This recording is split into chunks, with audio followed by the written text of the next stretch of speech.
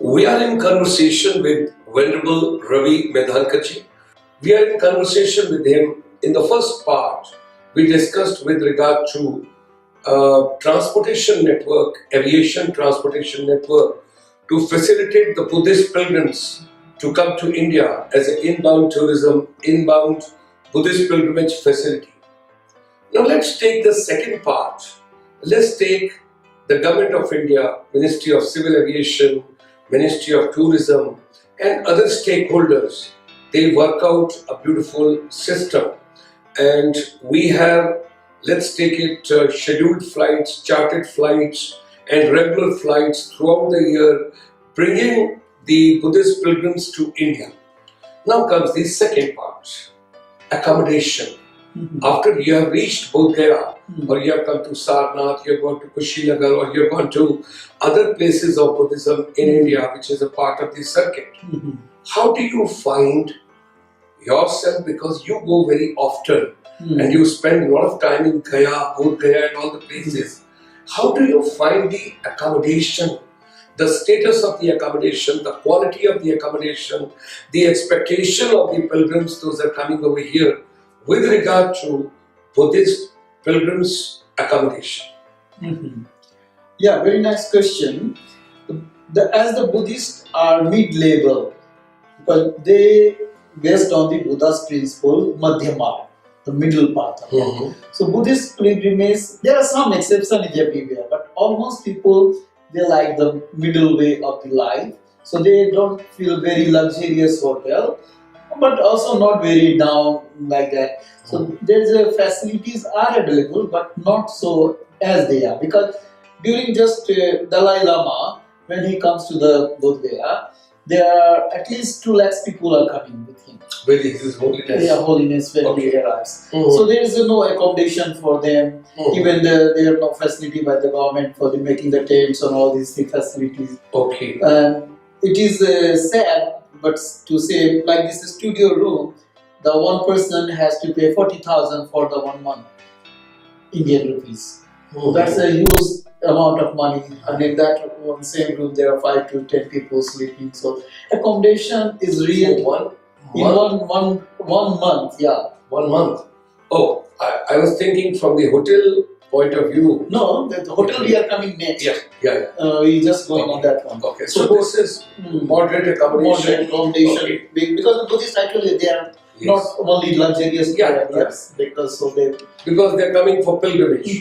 So they have the concept to see the Dalai Lama and see the Buddha, because as we explained that Buddha Gaya is the center or the heart point of the Buddhism. Yes. So as they have the same point like the Makkah or the Rome.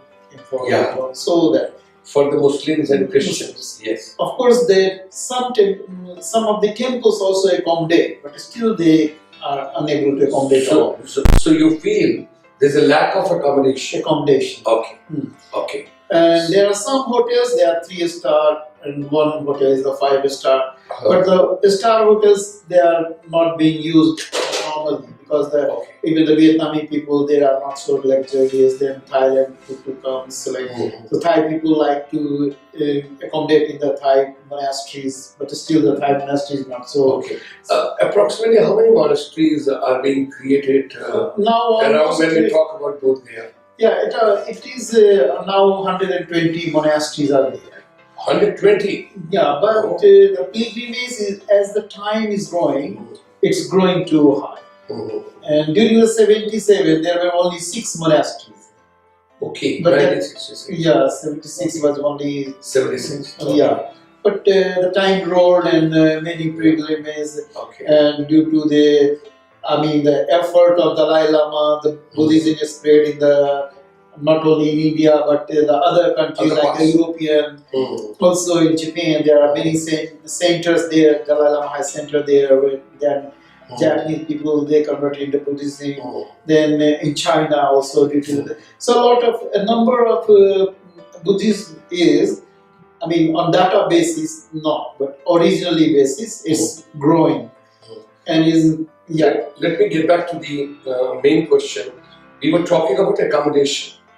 So, what do you suggest? What do you feel the government should construct more dormitories or something like hostels or facilities which is of a moderate level, and where they need not to pay more, but at the same time it's clean, hygienic, neat. Yeah, And, clean, hygienic. Yeah, what I was wanted to say. And there should be accommodation like the youth hostel. Honorable Prime Minister of India is already talking about Swachh Bharat. Okay. He's talking about So- every place to be neat and clean. Yeah. So, with your kind permission, Yeah. I also want to ask something. So, as far as accommodation is concerned, nowadays in India, homestays are getting, this kind of accommodation is getting a boom. So, as far as Bodh Gaya and Bihar accommodation, what are your views? Are the monks or the Buddhist tourists, pilgrimage, and the tourists, those who are coming to Bodh Gaya, how much they are recipient or welcoming To stay with the families? Okay. That concept has not developed. Rather, they feel even in that house they will love to accommodate in one room they will give, and they will like to have as much as money they can fetch from that one room. So that I explained you in the first. So the homestay concept has not home come concept has not so so far. But yes, it can be explored. It's Yeah. a good suggestion But from your side. yeah, like in Japan, we have the homestay programs where.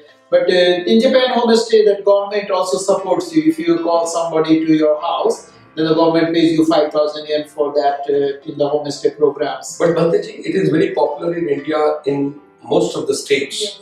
That's Yeah. what Chitra ma'am is referring to. So similar way, she says that to supplement and to complement the existing accommodation at present in Bodh Gaya and nearby places, if we encourage homestay, then that can also boost up the mid-path or mid-level accommodation in that area quite a bit. Very, very good suggestion, rather the best suggestion. But we will have to teach the local people That's true. that when you are doing this service to the tourists they are coming, that will be very nice, and that will be very helpful to the tourists. So that concept need to give a workshop like that. You come, welcome, and I will arrange some workshop for you in the Magad University. That from my private, pleasure, and then you train the people like that. I'm pretty sure locals would be very happy about that because number one, it gives them the economic prosperity. That is something very important. Number two, it would also generate indirect employment or induced employment or maybe a temporary employment for some time. If accommodation is given a boost like a homestay over there, it's a very good suggestion. Yeah, because in Japan it used to be very costly hotels, but due to this concept of the homestay, now the price of the hotels has gone down. Okay. Besides Bodh Gaya, you travel to other places also, which are linked with Buddhism or with Buddha. The trails which are available in India. Do you find sufficient accommodation over there, or do you find the neat, clean, hygienic accommodation as we were talking earlier? Not, it is developed, but not there the demand. What is the demand? Demand and supply. Supply is not there. Okay. There is a lack of the supply according to demand. Okay. Because there was a time there was not so many Buddhist pilgrimages. Now itself in India, for example, Nagpur, Mumbai, and then many people are coming from Andhra Pradesh, from Chennai. Now they're coming with the buses and they just sleep on some ground, and I feel sad, but cannot do anything. So we need as you suggested, the government should make like a dormitory. And maybe some cupboard, and then have a small fridge or something where they keep Basic amenities. basic amenities, not too Yeah. luxury, Yes. but at least they should From a have pilgrimage point of view. point of view. Okay. Yeah. So this particular point from Venerable Raviji is well taken.